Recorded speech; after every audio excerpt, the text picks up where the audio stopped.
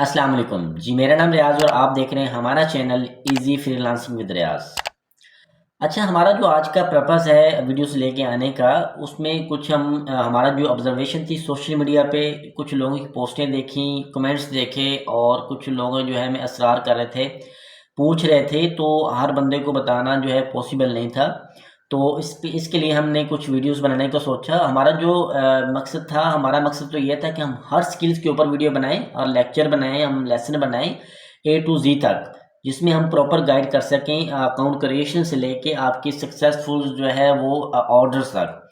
लेकिन अभी जो हम शॉर्ट एक वीडियो बनाने जा रहे हैं जो ऑलरेडी फाइवर पे बैठे हुए हैं और जो न्यू सेलर हैं उनके हवाले से, क्योंकि इसमें हमें जो लग रहा था या हमने ऑब्जर्व किया कि बहुत से लोग जो है काफ़ी टाइम से फाइवर पे बैठे हुए हैं अपनी गिग बना के, उनको ऑर्डर्स नहीं मिले, वो अपनी एसईओ भी कर चुके हैं, उन्होंने 24 घंटे अपनी प्रोफाइल को ऑन भी रख लिया लेकिन कोई फ़ायदा नहीं हुआ।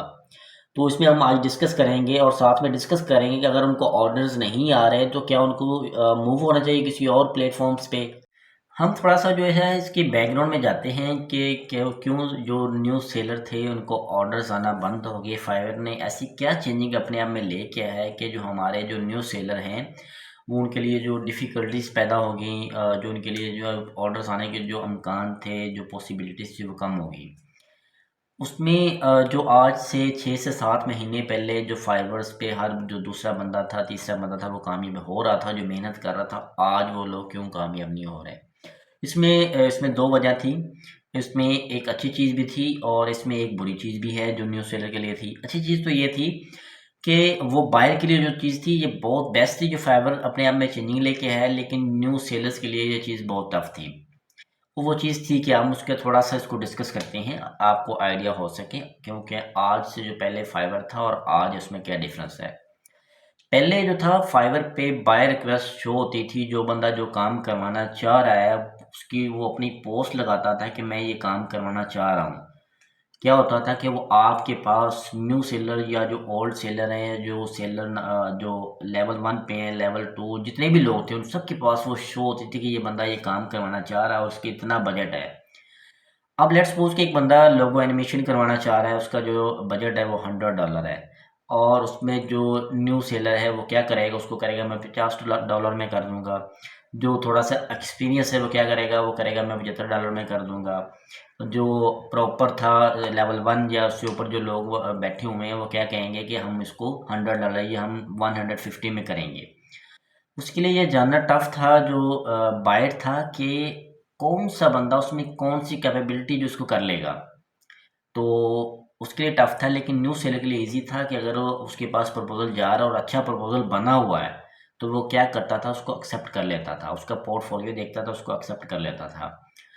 उसके बाद जो है फाइवर की जो इन चीज़ों को मद्देनज़र रखते हुए फाइवर ने अपने आप में चेंजिंग लेके आया। उसने क्या किया कि उसने कहा कि आप जितने भी सेलर्स हमारे पास अवेलेबल होंगे, वो बायर को सजेस्ट करेगा। बायर रिक्वेस्ट उन्होंने ख़त्म कर दी। उसमें एक न्यू ऑप्शंस आया जो था ब्रीफ मैच का।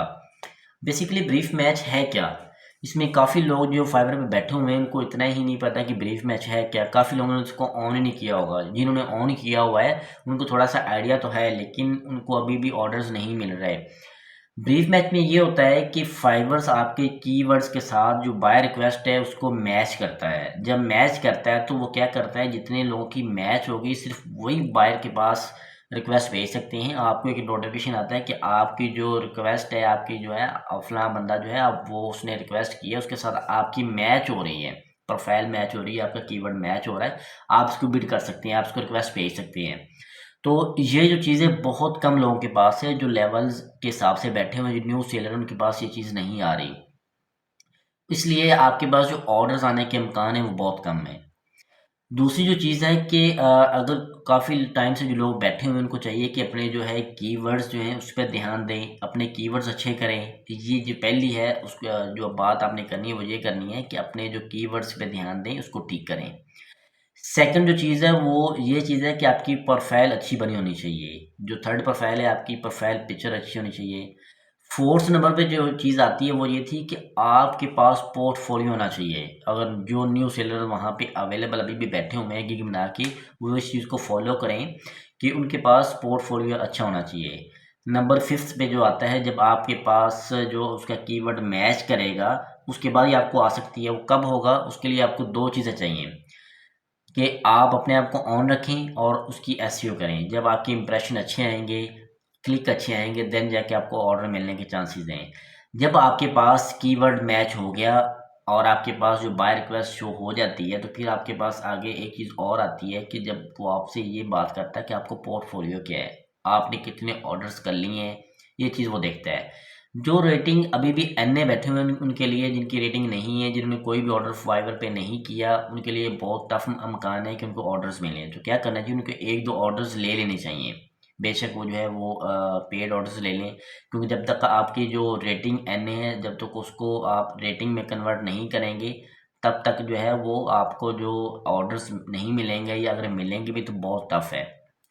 उसके बाद जब आपको ऑर्डर्स आएँगे, आपने प्रपोज़ल भेजना है, वो किस तरह भेजना है? जो न्यू सेलर हैं, उनको आइडिया नहीं होता कि उन्होंने जो प्रपोज़ल पहला भेजना है, वो किस तरह भेजना है। वो सिंपल वे लिख देंगे, आई एम अवेलेबल, या वो कहेंगे कि मैं आपका काम कर दूँगा, इतने डॉलर में कर दूँगा। प्रपोज़ल जो भेजना है, वो अच्छा होना चाहिए, अट्रैक्टिव होना चाहिए, ताकि जो बायर आपका प्रपोज़ल देखे और समझ जाए कि ये बंदे में कैपेबिलिटी है, और अट्रैक्टिव होना चाहिए, उसका दिल करे कि वो आपसे काम करवाए। दूसरी चीज़ ये होती है कि जितना उसका बजट है, आप उससे थोड़ा कम रखें।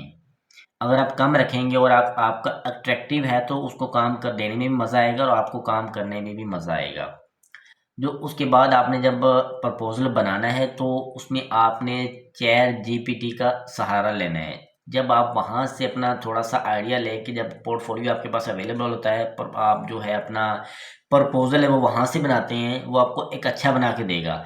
वहाँ से उसको मैनेज करें, उसके बाद उसको सेंड करें। ये जब 2 चीज़ें उसके पास पहुँच जाएँगी, आपके बायर के पास, तो डेफ़िनेटली वो आपको टच करेगा, आपको रिस्पॉन्ड भी करेगा कि आप मेरा काम कर दें।